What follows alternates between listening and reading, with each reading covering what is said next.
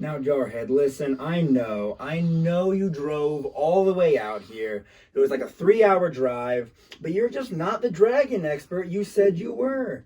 You lied to me in that email, right?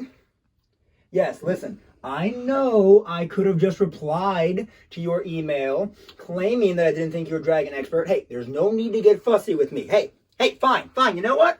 Be unprofessional. Get out of here. You, on the other hand, you're somebody who I know is a real dragon expert. Now, don't worry about that cat, Kata. You are the foremost dragon expert in the entire world. You are going to be a star. You're going to be the one who tells me everything that I need to say. Now, I know you're anxious to get to work, but don't worry. There's no need to be nervous. You're going to steal the show. Breaking news! A new episode of Let's Be Frank starting now! Hello all! Your favorite video series is back. We are doing another Weird and Wild Creatures video. And this time, I wanted to focus on dragon-like creatures. I just thought it'd be really cool to focus on mythical beasts that are also kind of in real life. We're going to be looking at some creatures that look like modern day dragons, or maybe creatures that just have dragon elements to them, like giant claws and fangs and whatnot. But I say we don't dilly-dally here any longer. I know you guys just want to see the monsters for today, so let's start the same place we always do, with the monsters of the past. So this monster of the past looks like a perfect rendition of a dragon minus the wings. Super big teeth, sharp claws. This guy is a brute, and its name is the SUCHOMIMUS. This dinosaur is over 36 feet long and over 13 feet high, weighing at over 12,000 pounds. This guy is insanely huge. Not the biggest dinosaur out there, but definitely one of the biggest. And of course, like most dinosaurs his size, he feeds on other smaller dinosaurs and actually a lot of fish. With those giant teeth he has, he can rip and tear through as many fish as he can in one sitting, which is honestly gonna be a lot. Now you see those claws on its hands? Those claws are 12 inches long. That is an entire foot just for those claws to rip and shred other creatures apart. This thing has no mercy and is a devil. Scientists are always comparing the SUCHOMIMUS to like a giant crocodile almost, that walks on these giant beefy legs and everything. It's basically a faster, more agile, dinosaur-looking crocodile, which crocodiles already look dinosaur-adjacent enough, so that's saying a lot. Like I said earlier, slap a pair of wings onto this guy, maybe make him breathe fire, and he is a perfect picture of what a dragon is. But moving on, when we talk about the nightmares of nature, we're going to be talking about a creature that actually has dragon in its name. So of course, that means we are going to be talking about the Komodo dragon. Now, the Komodo dragon is the largest and heaviest lizard in the world. It does not get much bigger than these things. And I didn't know this until reading the card. Like, I knew the Komodo dragon was like the biggest lizard in the world, but before reading the card, I had no idea that these things can live up to 50 years? What? That is so long. That's like what, 20 years under the average lifespan of a human? That is insane. I honestly can't believe any lizard can live that long. But what makes these things so deadly, in a way, is kind of similar to dragons. Same as dragons breathe fire to kill their prey, the Komodo dragon has some very bad breath. All of the dead things it eats and whatnot, it all gets stored. That bacteria and everything will all get stored in their saliva because it'll stay there just festering inside the Komodo's mouth. And once it bites onto something, in a matter of like 30 minutes to an hour at the minimum, it'll start, the wound from the bite will start to like rot over, and it'll immediately, all the saliva enters your bloodstream. and will kill you if you do not get to a doctor very quickly. Even if you do make it to a doctor, I'm not sure you'll survive. That'd be a very hard thing to get past.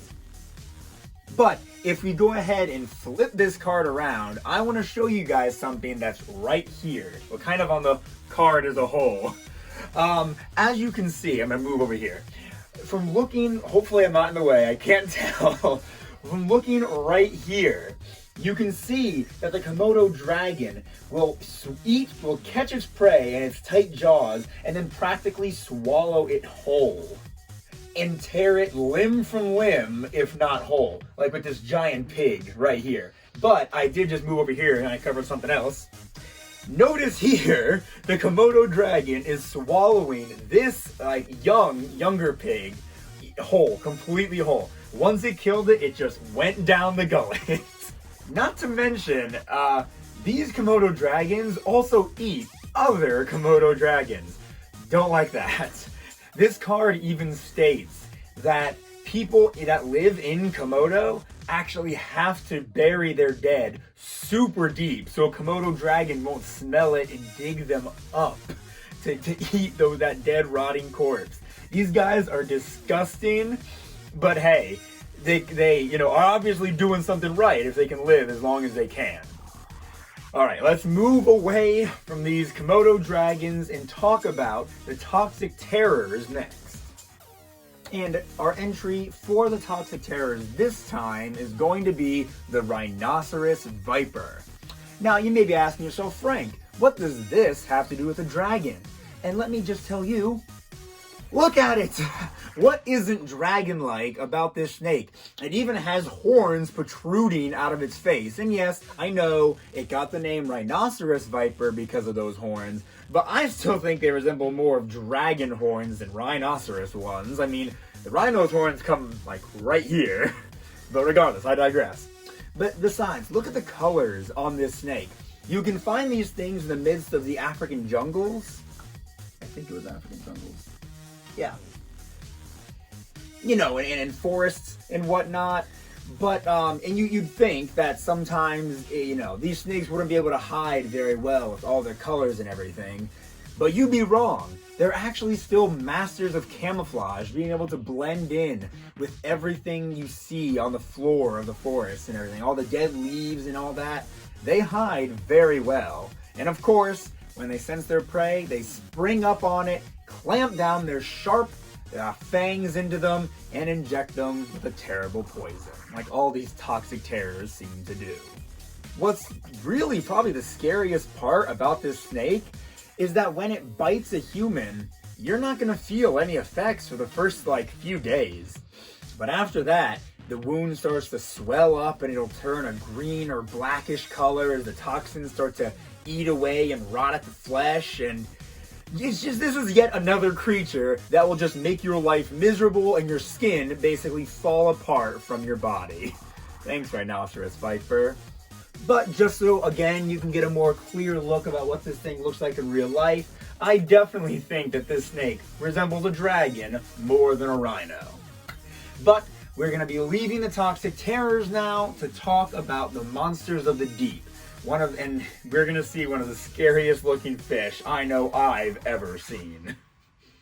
And our monster of the deep for today is the fangtooth.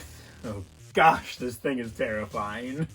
Obviously, the fangtooth fish gets its name for a reason. I mean, come on, fangtooth, that just sounds like a dragon's name, doesn't it? I could have sworn there was a dragon in How to Train Your Dragon named Fang, or Fangtooth, or whatever.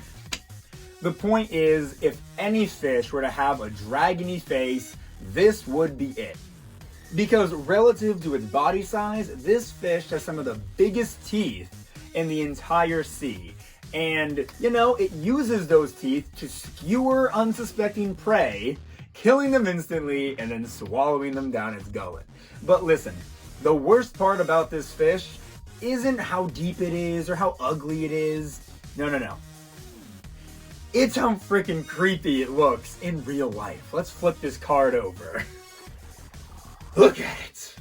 how does this thing even survive? I don't understand any of these deep sea fish that look like this, they look like that. And what's worse about this horrible fangtooth is that, you know how most fish are kind of like soft and flimsy when you grab them and you shake them around, you know? Katrina just gave you a weird look. Don't do that with a fish. These fish aren't like that, though. They aren't flimsy and squishy. These guys have more of a spine than most fish do, and a really hard, solid bone structure. And you see those little protrusions sticking out of its back? Yeah, those things are just solid bone back there. That would hurt even a human hand to just grab onto, I'm sure. Now don't worry, this thing isn't too big. Their length can only get up to about 6 inches, but even still, I would not trust this thing anywhere near me. So I'm done looking at it because frankly, it's frightening to me. So we're gonna be moving on next to the tiny terrors. Let's hope nothing's as bad as the fangtooth. Now, as we all know, 99% of the time, the tiny terrors are all bugs and insects. And which better bug to talk about right now when we're talking about dragons than the dragonfly? Y'all, a lot of y'all might have saw that one coming, but how can we not talk about him today? And similarly to how the fangtooth had the largest teeth-to-body ratio in all of the sea, dragonflies have the largest eye-to-body ratio of, well, I think the entire animal kingdom. Not only that, these things can fly so fast. I did not know this beforehand. They can fly up to 25 miles per hour. There are some rural streets that won't even let you drive that fast. Now, there are tons of different kinds of dragonflies all over the world, but the ones in particular that this card is describing, they can grow up to 5.5 inches with a 7.5-inch wingspan, which that's a really big dragonfly. The ones we get here in Florida are not that big, but or maybe they are. I don't know. I haven't seen a dragonfly in a while. Got that up, I'll put it in there. That's about it. There's really not much more to say about him.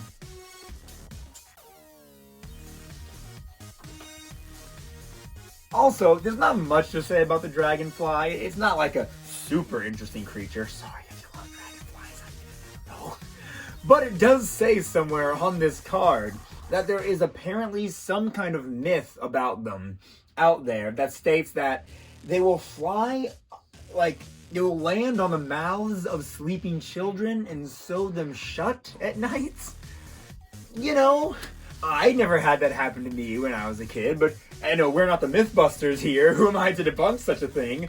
If you've ever had your child's lips sewn shut by a dragonfly in the middle of the night, leave a comment down below.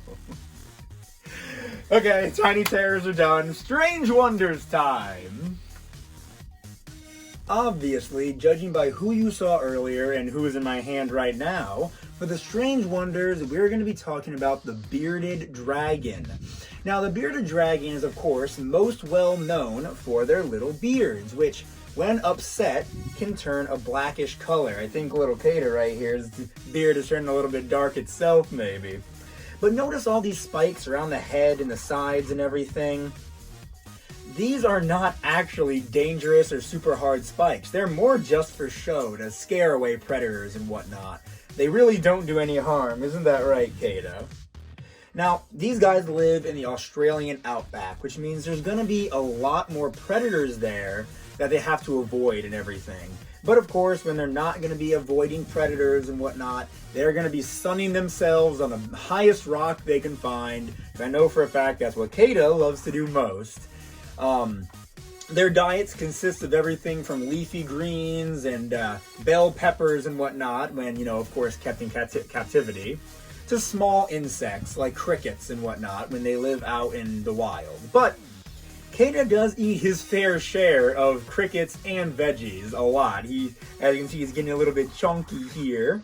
And here's a video of him eating a cricket now, actually.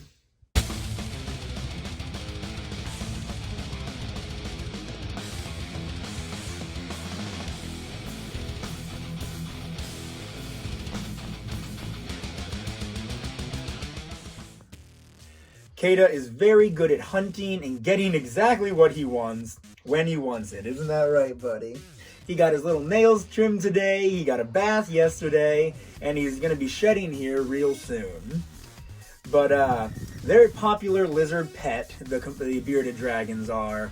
And, of course, I didn't mention this in the beginning, but, Kata's really the main reason I wanted to do an entire Weird and Wild Creatures episode dedicated to dragons. I wanted an excuse to talk about a lot of his scaly cousins and the origin of his name. And Kata, when he's not close to shedding, actually, is a very bright orange color. He's beautiful, he's super cute, and Katrina is very lucky to have him. Oh, yep, looks like he's ready to go somewhere. So we better move on to the monsters of the mind. Careful there, buddy. Oh, here he comes. Don't cut just yet. You coming up to my shoulder, buddy? Whoop. Aww. See? They just like to be in high places, anywhere that's closer to the light. Alright, monsters of the mind. And of course, now that we're at the monsters of the mind, we can end off by talking about a true, real dragon, of course. And there are definitely a lot of different dragons to choose from in the Monsters of the Mind, but I wanted to go with probably one of the most classic-looking dragons, the Wyvern. Wyverns were always, rumored, no. You look back in classic medieval, paintings and literature and everything, people are talking about dragons all the time. And especially in medieval Europe was where all of these dragons supposedly roamed and killed entire villages and everything. Wyverns in particular would spew fire from their noses and let out horrible, deadly breath from their mouths. And of course, if you look closely, Wyverns are a little bit different than normal dragons. There's like a whole, there's this whole circle of, different, the picture's on the screen right now. I'm not going to try and explain myself any further. But there's the picture of what I'm talking about. Dragons aren't as plain and simple as you always see them. Wyverns don't actually have front arms. They have their back legs and their giant wings, but no front arms to grab things with. So, if they were to grab anything, they would be grabbing with their hind legs and crushing people to death, which is exactly what they did. Yes, because its legs are literally as thick as tree trunks. It says, no thank you, giant dragon flying through the air is not exactly something I'd want to wake up to Sunday morning. Or any morning for that matter. Sunday is just, good day to sleep in. And one more fact to just end on, wyvern does actually come from the Saxon word wyvere, W-I-V-E-R-E, wyvere, and that actually means serpent, which I think is kind of cool, because imagine just a serpent with legs and giant wings. That's basically what dragons are at the end of the day. Oh, they also breathe fire, and this one does have bad breath and a lot of spikes. This is more than a serpent, guys. Those Saxons gotta fix their language. And that will just about do it for this Weird and Wild Creatures episode. If you like this video, please leave it a like. Liking helps so much, so does commenting and obviously subscribing. Let's try and hit 250 subscribers real soon. And of course, I know a lot of people normally watch my Weird and Wild Creatures videos. So if you like them a lot, share them with your friends. And one more thing, just follow my Instagram and Facebook at Let's Be Frank 2020. Now that we got all that out of the way, I really appreciate you watching. Thank you very much. And with all that being said, until next time!